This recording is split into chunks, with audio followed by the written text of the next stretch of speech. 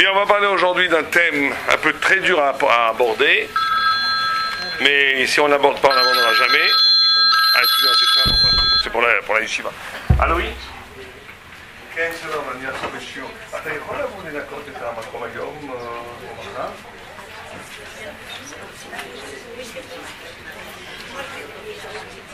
אז רציתי שתבוא אולי 3 פעמים בשבוע, אני אדבר. אם אתה יכול לבוא, אז תבוא מחר בבוקר מוקדם, מחר בבוקר. ונדבר שם, בסדר גמור. תודה רבה, שלום. Excusez-moi.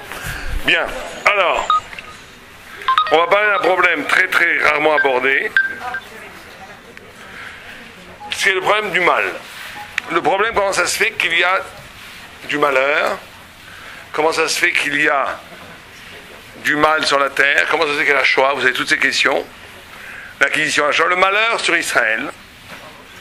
Et on va essayer de présenter les différentes thèses qui ont été pensées en dehors de la Torah, montrer que ce n'est pas possible pour nous, et montrer quelle est la véritable position que la Torah pense. Et si on a le temps, on verra un texte après, dedans.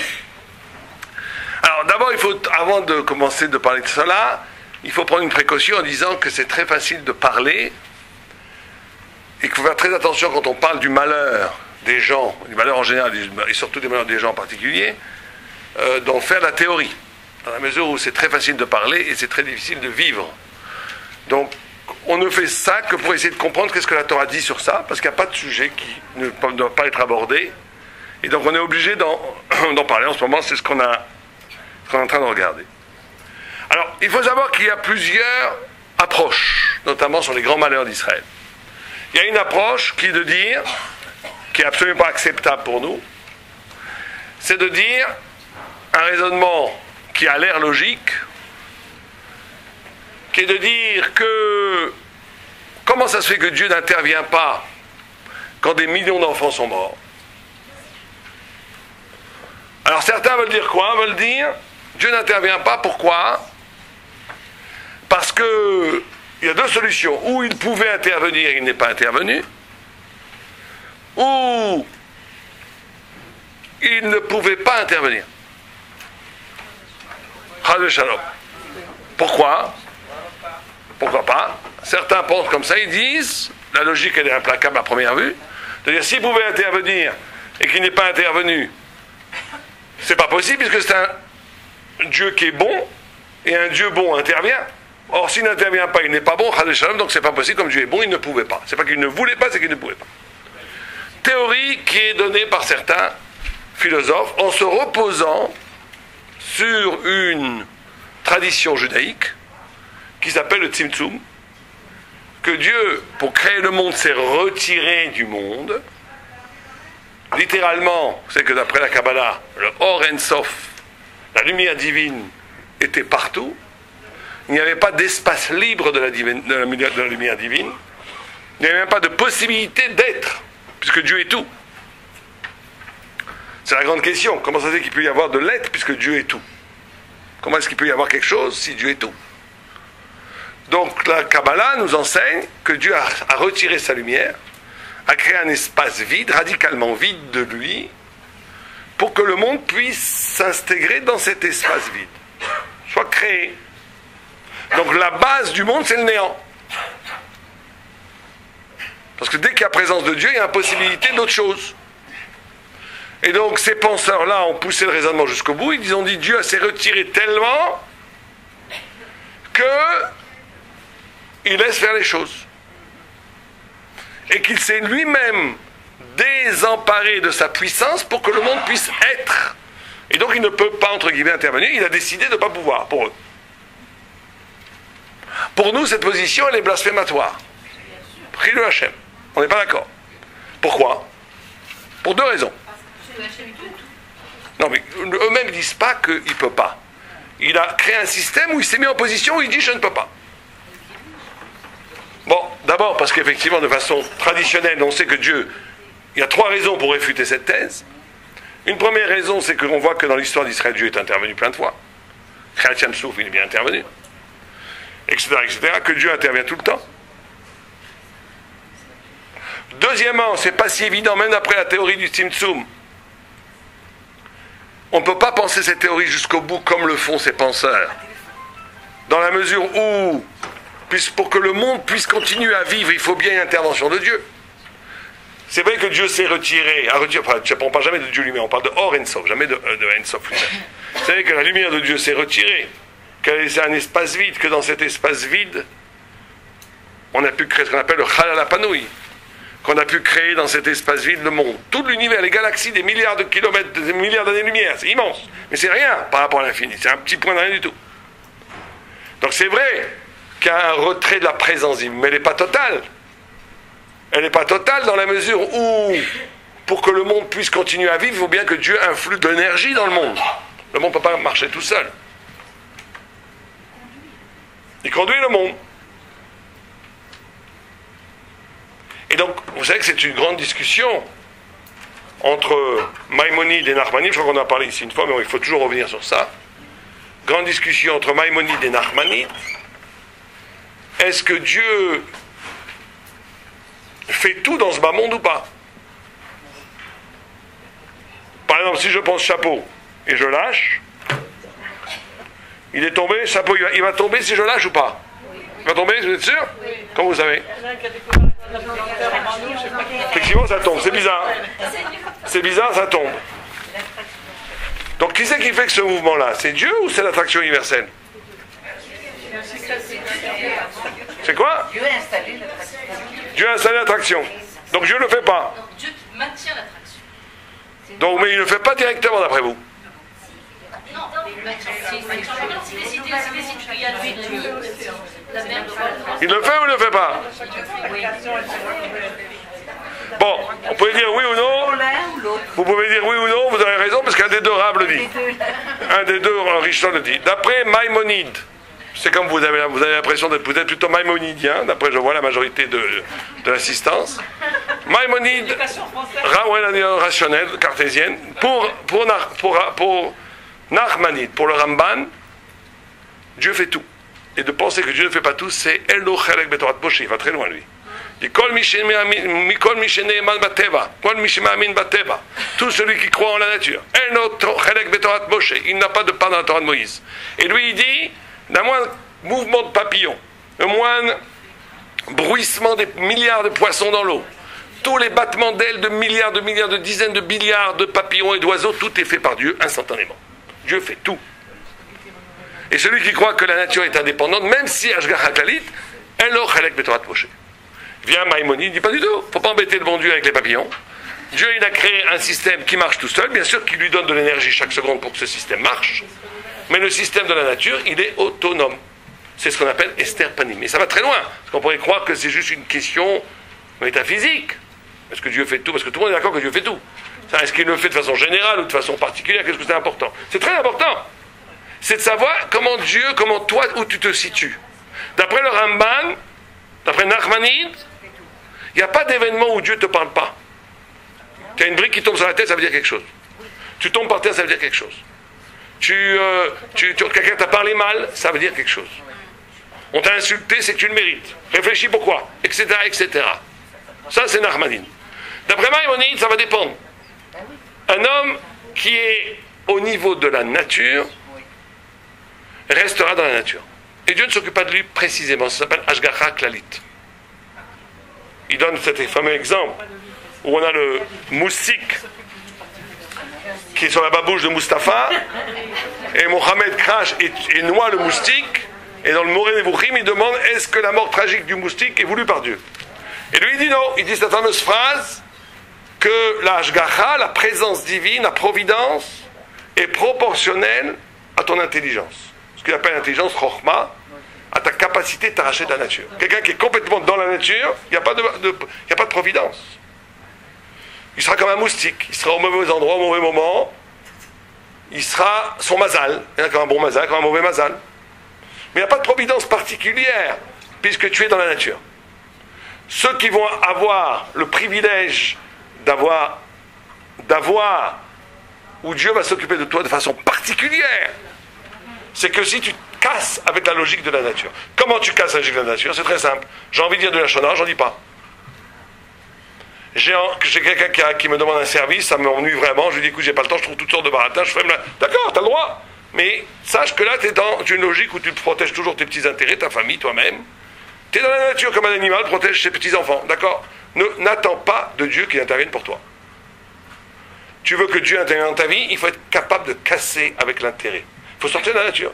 Quelqu'un qui est très fatigué, on va lui demander une aide, il a envie de dire, sa nature lui dit en lui, vous êtes épuisé, vous rentrez chez vous, vous avez envie de prendre un bain, vous boire une petite tisane et passer la soirée tranquille, et à ce moment-là, on va à la porte, Madame Cohen qui ouvre, elle a besoin de vous parler de sa fille avec qui elle s'est disputée, elle vous a déjà parlé 3 fois de ça, et Madame Cohen, vous n'attendez rien d'elle, ça va être que des problèmes. Mais vous dites, alors la nature a dit, va des rétro Satanas. On ferme la porte, revenez Madame, j'ai pas le temps, excusez-moi. On a le droit. Mais d'un autre côté, le Yatzeratov, il te dit, la pauvre juive, elle a besoin de quelqu'un, tu la prends. Pendant 1 heure, tu parles, oh là là, celui qui fait ça en haut, dans le ciel, on le sort comme un bijou. Cet homme n'est plus un homme. Cet homme est un ange. Cet homme a une ashgacha pratit. À ce moment-là, il peut attendre toutes les brachot. C'est comme ça que ça marche. Mais celui qui tout le temps pense qu'à lui, il pense qu'à ses petits intérêts et tout, il ne faut pas qu'il attende de miracles. Mais bon, il peut avoir un mazal bon, hein, ça existe. Il peut avoir un mazal mauvais, il va être trimballé dans l'être. Selon la nature. Selon la ashgacha klalit. Le Ramban ne pense pas comme ça. Ramban pense qu'il n'y a pas Dieu fait tout. Bon, marloquette.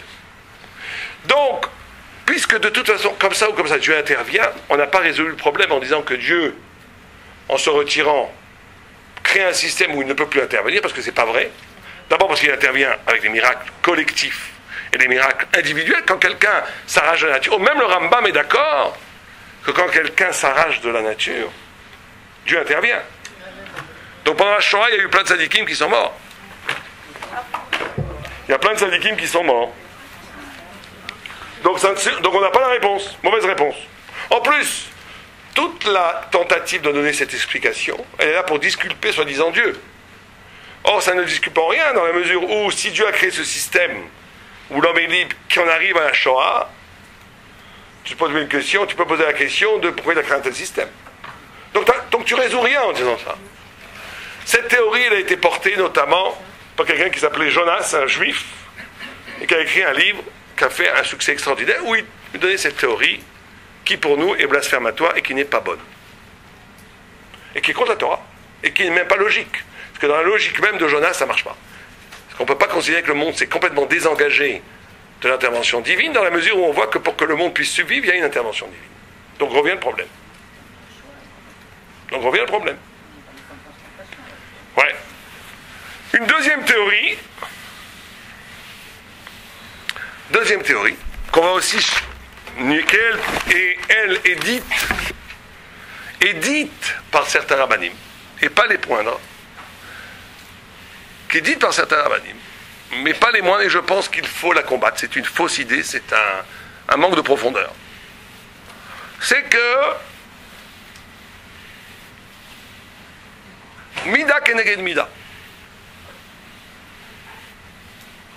Mais ce qui est vrai, Mida keneged Mida, c'est une Mida qui existe. Un grand rabbin qui s'appelle Rav Zimmerman disait que la plus grande Mida, la Mida la plus voyante qu'on voit dans le monde, c'est Mida keneged Mida. Le monde agit avec toi comme toi tu agis avec lui. Quelqu'un est radin, la vie va être radine avec lui. Quelqu'un est tout le temps en train de critiquer, vous allez voir que ces gens-là, tout le temps, les gens les critiquent. Quelqu'un est généreux, la vie est généreuse avec lui. C'est comme ça. C'est Mida keneged Mida. Le monde est un miroir. Ça crée l'extrême passivité de l'existence. Comment tu es, le monde s'adapte à ce que tu es. D'ailleurs, vous savez qu'après la mort, qui va nous juger nous-mêmes? C'est nous-mêmes. C'est à partir de la façon dont on juge les gens qu'on va être jugé. Si on juge sévèrement les gens, on a intérêt à être un grand sadique. Si on juge les gens de façon clémente, ce sera plus facile pour passer le jugement. On va être jugé à partir des critères du jugement que nous-mêmes on a posés sur les autres durant notre existence. Mida keneged Mida, c'est toujours comme ça. Or, il est vrai que si on prend, par exemple, l'Inquisition, ou si on prend la Shoah, il y a le phénomène de Mida keneged Mida qui est visible. Qui est visible dans la mesure où, quand vous prenez les lois de Nuremberg, contre les Juifs, le 3 quarts, c'est du Shulchan Aruch. De manière clanique. C'est du Shulchan Aruch, parce que là-bas, il y avait écrit « Tu n'auras pas le droit de te marier avec une Aryenne ». Nous, on dit « Tu n'auras pas le droit de te marier avec une Goya ». Bon, pratiquement la même halakha. Tu n'auras pas le droit de parader avec un drapeau allemand, mais tu pourras parader avec un drapeau juif. C'est loin de ma mère. Etc., etc. Tu as le droit de faire les fêtes juives. Mais tu ne pourras pas faire les fêtes germaniques, allemandes. Les lois de Nuremberg. Or, il est évident que pendant un siècle avant, il y a eu une assimilation énorme chez les juifs, au point où 100 000 juifs se sont convertis au christianisme. 100 000, c'est énorme, sur 300 000. Hein. On va voir. On va voir. Je dis que cette théorie est dite et qu'on n'est pas d'accord. Donc vous pouvez y aller, vous pouvez poser vos questions. C'est pas qu'on n'est pas d'accord, c'est qu'il faut la prendre, on ne peut pas la prendre comme ça. Pourquoi? Entre autres à cause de votre question. Donc, Mida keneged Mida. C'est écrit dans la Bible noir sur blanc. Il y a écrit que quand tu abandonnes l'alliance, toutes les calottes tombent sur toi. Et il y a écrit quand même dans la Bible que les gens seront fous de ce que leurs yeux vont voir. Il y a écrit que les mamans tendres mangeront le corps de leur enfant. Ça s'est passé. Ça s'est passé. Qu'on a mangé des cadavres humains tellement qu'ils avaient faim. C'est écrit noir sur blanc. Alors c'est sûr que cet élément existe, le Mida Keneged Mida. Mais est-ce qu'il est suffisant pour expliquer la mort des tzadikim, la mort de 2 millions d'enfants? Alors on pourrait dire que, comme la Gemara le dit, qu'une fois que le Malach HaMavet a une permission de détruire, il n'y a plus de différence. Tout le monde est responsable. Pourquoi? Parce que tout le monde est responsable. Même le tzaddik est responsable du fait que le rachat est devenu rachat, puisque le tzaddik, c'est-à-dire que ce qui se passe aujourd'hui en Israël, quand les chilonim veulent que les gens font l'armée, etc., c'est que, premièrement, avant tout, un juif doit voir que c'est un problème spirituel chez nous. Parce que pourquoi? Toute la raison pour laquelle on aurait le droit de ne pas faire l'armée si on étudie la Torah, c'est parce que la Torah protège Am Israël. Mais si les gens dans les yeshivot n'étudient plus pour protéger Am Israël, que chacun étudie à son compte, à son actif pour sa petite chapelle, et qu'il n'y a plus aucun sentiment de responsabilité par rapport à Am Israël, sous prétexte que c'est des chilonim, c'est l'Olam Achel, ou le Michelanu, dès qu'on est dans cette logique sectaire, Mida Keneged Mida, tout de suite, on va nous dire, on va nous reprocher de ne pas faire l'armée. Je vous garantis que si les gens dans les yeshivot étudiaient avec la kavana de sauver Am Israël, jamais cette idée serait montée dans le céder politique. Si ça monte, c'est qu'on a un manque, nous, par définition. C'est qu'il n'y a pas assez de... Mida Keneged Mida, ça existe, c'est vrai, c'est toujours comme ça. Et c'est vrai qu'une fois qu'il est décidé qu'on a dépassé la barre, que l'alliance a été trop rompue, il peut y avoir un cataclysme qui est annoncé pour le peuple juif, et tout le monde va payer parce que tout le monde est responsable. À part des exceptions, comme le Brisker-Ruf qui a quand même perdu sa femme et ses 10 enfants. Mais lui, il avait le frac, il ne voulait pas qu'on les papillote, et lui, quand il voyait des Allemands, il marchait, il disait « En od milvado ». Pendant 5 ans, il n'a pas été attrapé comme ça. « En od milvado ». Alors certains disent une explication mystique. « En od milvado », Dieu est là. Certains disent que non, certains disent... Bien sûr qu'il était au niveau. Mais certains disent qu'il était... qu'il marchait avec une telle assurance qu'inconsciemment les Allemands ne pouvaient pas croire que c'était un juif. Il marchait comme ça, il marchait comme un homme libre. Il avait une telle conscience que les Allemands ne pouvaient pas l'approcher. Donc on va essayer de comprendre... On va essayer de comprendre ce que disent, à partir d'un texte de Rav Simon Hazissal et d'autres, comment nous on doit prendre ça.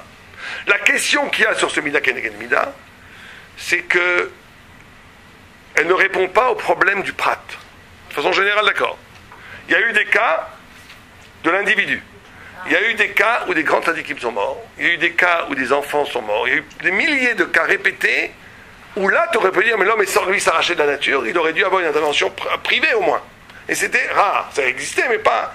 On peut poser la question. Bien sûr, on ne pose jamais de question à Dieu, mais on peut se poser la question. Comment ça se fait? Alors, on va dire la responsabilité, mais il y a des gens qui ne pouvaient pas changer les choses vraiment. Donc, comment ça se fait? Alors, il faut comprendre la vraie position, d'après moi, à partir des textes de la Torah.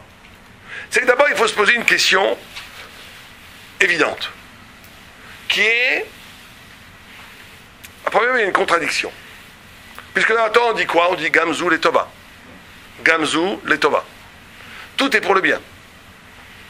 Donc, normalement, la logique, ça devrait être quoi? Que quand quelqu'un reçoit une brique sur la tête, qu'est-ce qu'on devrait dire? Mazel Tov, super. Gamzu Letova. Et même s'il reçoit un avion, on devrait dire Gamzu Letova. Or, on dit que celui qui n'a pas d'empathie, celui qui n'a pas de peine pour l'autre, c'est un rachat. Pourquoi j'aurais de la peine si c'est bien? Pour la douleur qu'il a à ce moment-là.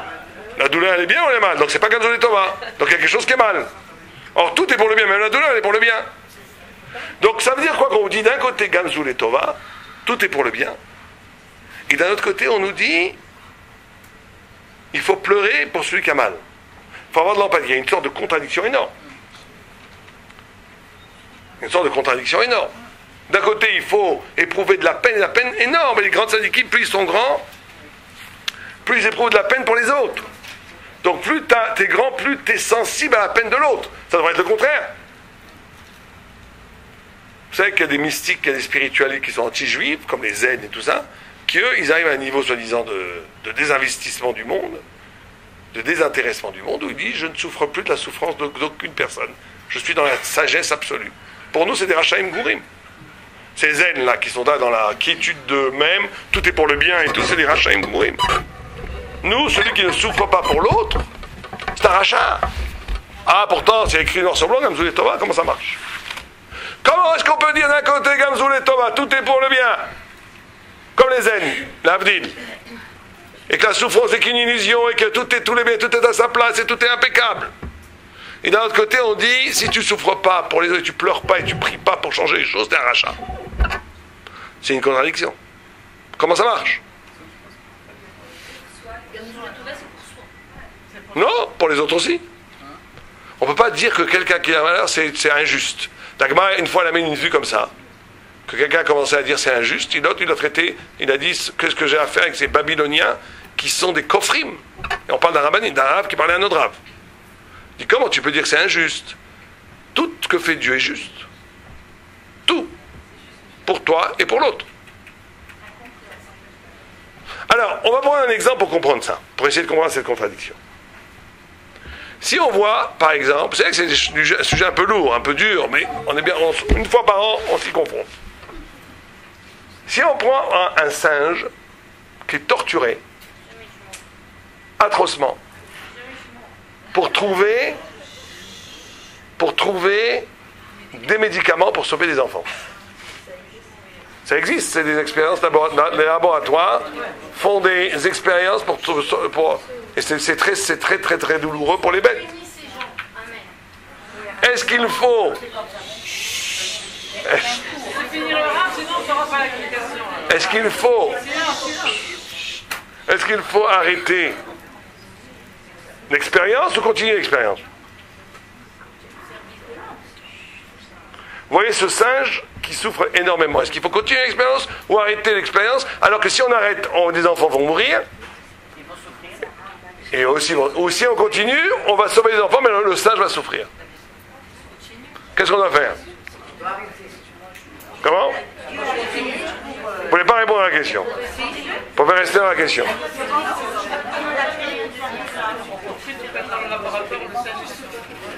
Qu'est-ce qu'on fait? Vous pouvez appuyer sur le bouton rouge, le bouton blanc. Si vous appuyez sur le bouton blanc, le singe s'arrête de souffrir. Il retourne dans la forêt, il est tout content, mais les enfants vont mourir.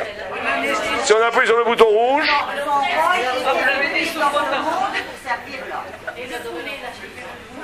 Bon. Donc vous dites qu'il faut continuer à faire souffrir le singe. C'est ce que vous dites. Non? Vous arrêtez, mais les enfants ils meurent? Alors qu'est-ce que vous faites? Vous appuyez à droite ou à gauche? Comment? Vous appuyez à droite ou à gauche? Ni l'un ni l'autre. Vous ne voulez pas appuyer. Mais vous êtes obligé, il faut prendre une position.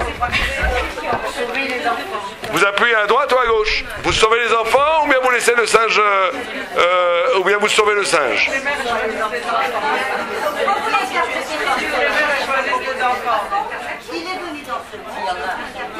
Très bien. Bon, donc majoritairement, heureusement, c'est un sujet chaud, je vois. Hein. C'est moins calme que d'habitude. Donc on sauve les enfants, sauver les enfants, d'accord. Très bien, mais le singe il souffre. Donc maintenant, si vous alliez demander au singe s'il est d'accord avec votre décision, qu'est-ce qu'il vous dirait? Il vous ferait une grimace horrible, il va te faire voir. Il dirait, je ne connais même pas ces enfants, moi.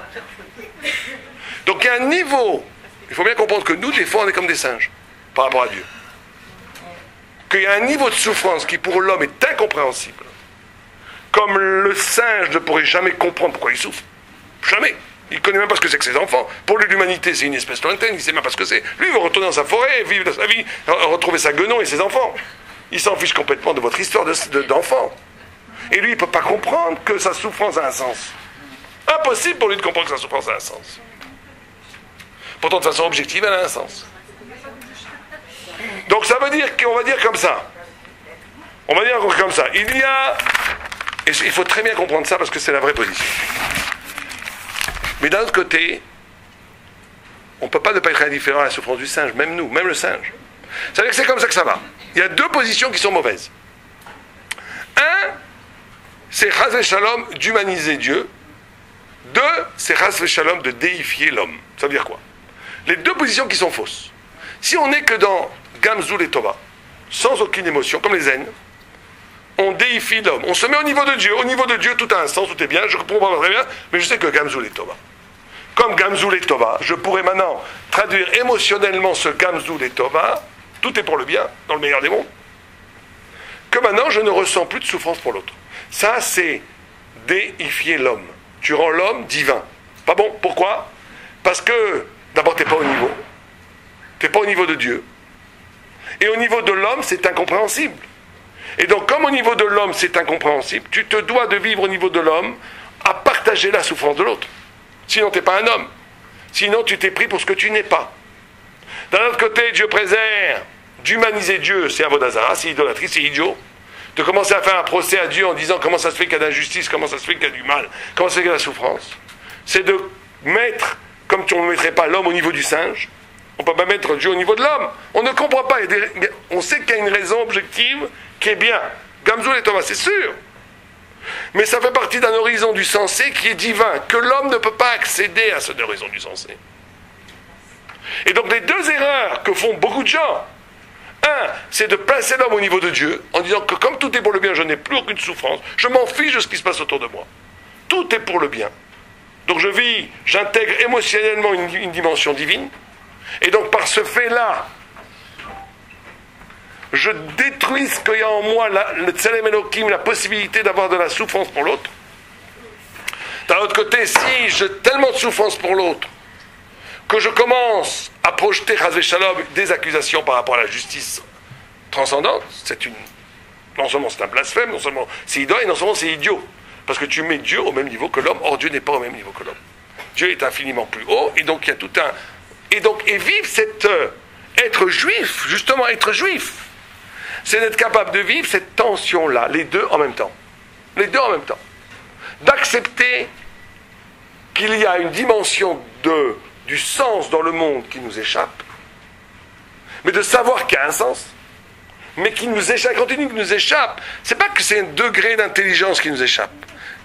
C'est que c'est une autre forme d'intelligence qui nous est absolument pas accessible.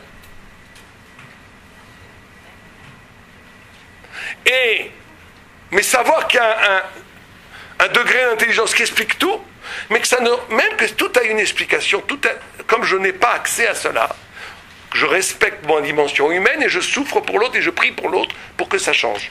Et les deux sont effectivement contradictoires logiquement, mais ils ne sont pas contradictoires spirituellement. Parce que spirituellement, j'accepte cette dimension divine et j'accepte cette dimension humaine, et être juif, c'est d'être dans la tension entre ces deux dimensions. Et celui qui choisit l'une plus que l'autre fait une faute. Là, il fait une faute d'idolâtrie, quand il commence à dire c'est pas juste, et l'autre, il fait une faute de moussard. Quand il se dédouane de ressentir de la peine pour l'autre, parce que, sous prétexte que tout est pour le bien. Et c'est cet écart-là, et de vivre ces deux dimensions en même temps, et cette tension-là, qui fait que l'homme est homme, que le juif est juif. C'est une des explications qui est donnée, vous savez qu'on dit que Vayatser, de la création de l'homme, c'est avec 2 Yud. Et la Gemara dit, il y a une faute d'orthographe, il y a 2 Yud, comment ça se fait qu'il y a 2 Yud? La Gemara donne 2 Yud et il y a 4 explications. Il y a une explication, c'est l'homme, la femme, le bien et le mal. L'homme ici et le monde après la mort. Mais une des réponses, c'est Oi mi yotzri, que l'homme est toujours écartelé, qu'il n'a pas le droit d'oublier. Il y a une dimension Oi, les 2 Yud seraient 2 cris. L'homme est en même temps, quand il n'est que physique, quand il n'est que homme, quand il voit tout au niveau de l'humain, il y a une partie divine en lui, une dimension divine qu'il a accès partiellement, qui montre, qui le rend triste. Il sent qu'il n'est pas en accord avec lui-même. Et quand il n'est que purement divin, le corps se venge. Rachid dit que ça montre des mauvaises pensées. Et que l'homme doit accepter, c'est ça être homme. L'homme est dissymétrique, l'homme n'est pas harmonieux, l'homme est disharmonieux. L'homme doit accepter cette double dimension, cet écart-là. Juste en 5 minutes, je vais vous montrer un texte assez extraordinaire qui effleure un peu ce problème-là. Dans Melachot, il y a Amar Rabbi Yehuda Amar Rav. Dit Rabbi Yehuda, il dira Kishala Moshe Nemarom, quand Moïse est monté au ciel, Matsu la Kadosh Baruch Hu sheyoshev bekosher ktarim leotiot. Il voyait que Dieu attachait des tagim. Vous savez ce que c'est des tagim? Des sortes de couronnes sur les lettres. Et il lui a dit Mi me'akev al yadecha. Qu'est-ce qui t'empêche? Pourquoi tu fais ça? Rachid dit, c'est quoi Mi me'akev? Kama shekatavta shatat sarir leosif od alehem ktarim. Que tu es obligé, comme si Dieu était obligé de rajouter des couronnes sur la Torah, qu'il n'était pas obligé de les rajouter. Et il lui dit, il y a un homme, il lui dit, Amarle, Adam echad yesh she'atid liyot besof kama dorot, ve'akiva ben Yosef shmo, she'atid lidrosh kol kotz ve'kotz shel tilim shel halachot. Il dit, un homme un jour interprétera des milliers d'halachot à partir de chaque bout de lettre de la Torah, et notamment de ces tagim. Des halachot qui ne sont pas présentes au mont Sinaï et qui vont être plus tard révélées par Rabbi Akiva.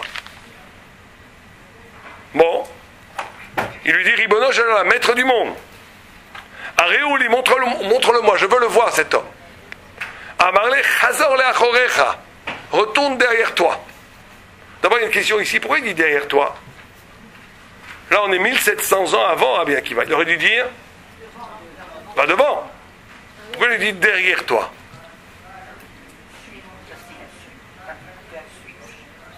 Parce que quand vous êtes au niveau de Dieu, et là, Moshe est au niveau de Dieu, toute l'histoire est déjà faite. Dieu, il voit en même temps Abraham Avinu vivant, il voit après le Mashiach. Dieu, il n'est pas tributaire de l'histoire. Quand on est au niveau de Dieu, tout est derrière toi. Mais c'est ça l'extraordinaire secret. C'est qu'en même temps, tout est déjà fait, et chaque homme a une liberté absolue de faire ce qu'il veut. La fameuse question du Rambam. Si Dieu sait ce que je vais faire demain, est-ce que Dieu sait si demain je vais faire une faute ou pas? Est-ce que demain j'aurai le choix de dire du Lachon Hara à ma femme ou à mon mari à propos de mon copain ou de ma copine? J'ai le choix. Et ou bien je vais faire la mitzvah ou la vera. Ou bien je vais tomber dans le piège de dire Lachon Hara, ou bien je ne vais pas le faire. Est-ce que Dieu il sait déjà ce qui va se passer? Oui. Or, si je sais comment je suis libre, pose le Rambam. Comment? Je ne sais pas ce qu'il va décider. Non, mais vous n'avez pas encore décidé. Il y a le libre arbitre. Il y a le libre arbitre. Lui, il sait déjà ce que je vais faire. Comment il sait déjà si c'est pas encore arrivé? Si le choix est total, c'est avant le choix, il y a une double possibilité, donc c'est indéterminé. L'espace-temps, parce que l'espace-temps, alors aujourd'hui on va se dire de l'espace-temps, on voit tout. Par exemple, un point, lui voit tout, avant et après. Oui, mais ça veut dire que c'est pas encore libre, puisque c'est déjà déterminé à première vue. Non mais libre.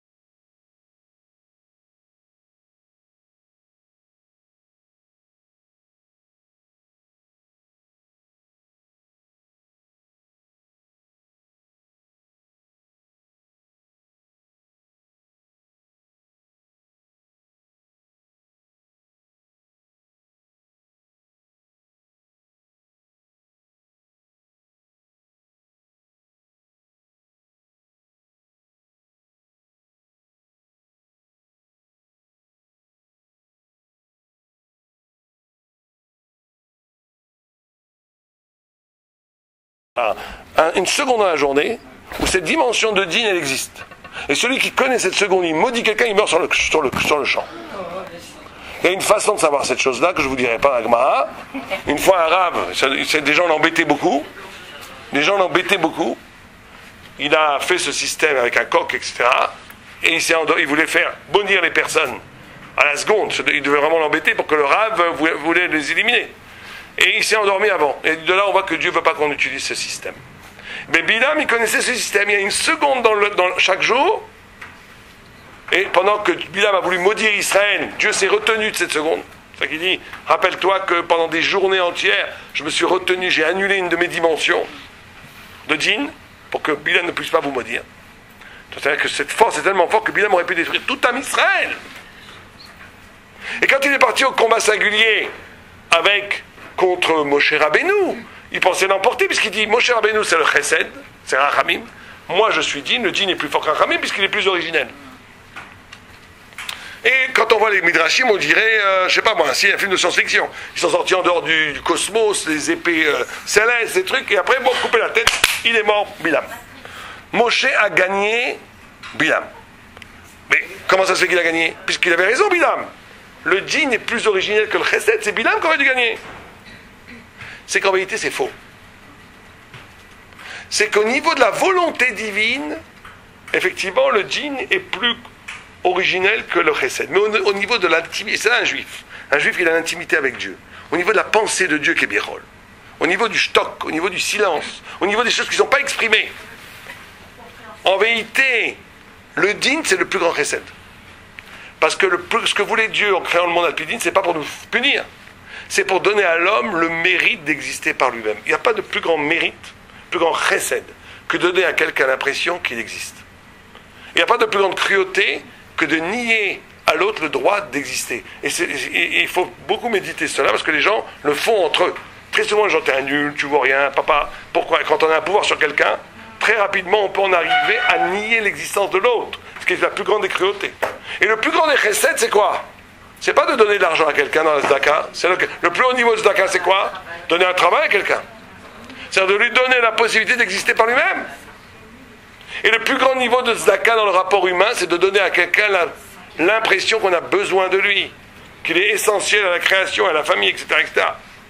Très important de faire ça avec vos maris, vos enfants, de leur donner l'impression qu'ils sont importants, qu'on a besoin d'eux. C'est le plus grand chesed. C'est le plus grand chesed, c'est celui-là. Donc au niveau de la pensée, et c'est pour ça qu'il a gagné. Or, il y a un homme qui a voulu vivre à ce niveau-là. C'est Rabbi Akiva. Rabbi Akiva, il a demandé à Dieu de vivre, il a essayé d'arriver à vivre au niveau du djinn radical, sans aucune compassion. D'ailleurs, son Talmid, qui était Bar Korba, qui était Bechazakat Mashiach, il a fait une erreur en écoutant peut-être mal l'enseignement de Rabbi Akiva. Il a dit à Dieu, quand il y avait la guerre contre les Romains, il a dit à Dieu, toi mon Dieu, tu n'interviens pas. Ni en mal, parce que tu viens contre nous, on n'a aucune chance, mais ni en bien. On va vaincre nous-mêmes les Romains, on va leur donner une tannée. Il a été puni, il a perdu la guerre. Il n'a pas voulu, il a dit, il faut que Malchut Mashiach, ça soit, quand du bas vient que Dieu donne le réchout au Mener, au Malchut, de vaincre les forces du mal. Si Dieu va encore intervenir par miracle, ça va brouiller les pistes.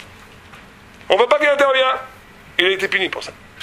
Mais c'était un niveau qui était un Talmid de Rabbi Akiva. C'était un niveau où l'homme essaie de rejoindre l'origine de l'origine du radical. Or, être juif, c'est ça. Et quand les malheurs, entre autres, s'abattent sur le peuple juif, il faut savoir une des raisons, ça rejoint ce qu'on a dit, c'est que le peuple juif n'est pas... Les autres peuples, ils sont cycliques. Ils ont leur moment, ils naissent, ils vivent, ils meurent. Toutes les civilisations sont mortelles. Pourquoi? Parce qu'ils ne sont pas jugés d'après aucune morale. Ils sont à un moment donné un reflet de l'humanité dans l'économie générale de l'histoire de l'humanité. Et c'est très bien. Le peuple juif, c'est pas comme ça. Le peuple juif, il est hors monde. Il est créé, il est hors monde. Il est lié à quelque chose dont les racines sont au ciel, dans cette porte du silence. C'est pour ça que chaque mouvement, peut amener d'immenses bonheurs et d'immenses malheurs. Donc il faut savoir que le destin du peuple juif, c'est un destin autre. C'est un destin qui participe à une logique qui n'est pas humaine, une logique qui est du shtok, qui est incompréhensible, mais qui fait partie de l'identité juive. Et être juif, c'est d'accepter ça, d'accepter une dimension de son identité la plus profonde, une dimension de son histoire tragique.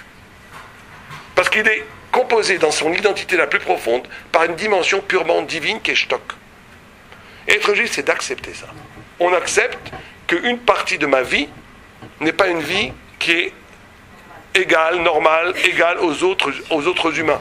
On est dans une logique qu'une partie de mon existence est conditionnée par une dimension absolument et radicalement divine qui devient une partie de moi-même. Et il y a une façon de comprendre ça qui n'est pas au niveau de l'intellect, mais au niveau du silence, du Shtok.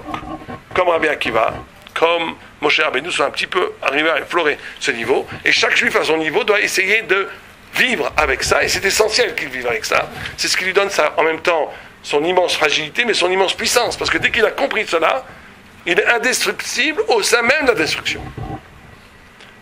Parce que rien ne pourra le détruire, parce que la destruction est aussi une partie de ça. C'est ça la klala. La klala et la bracha de la Torah, c'est que la klala devient ce qui est Mekayem à Israël.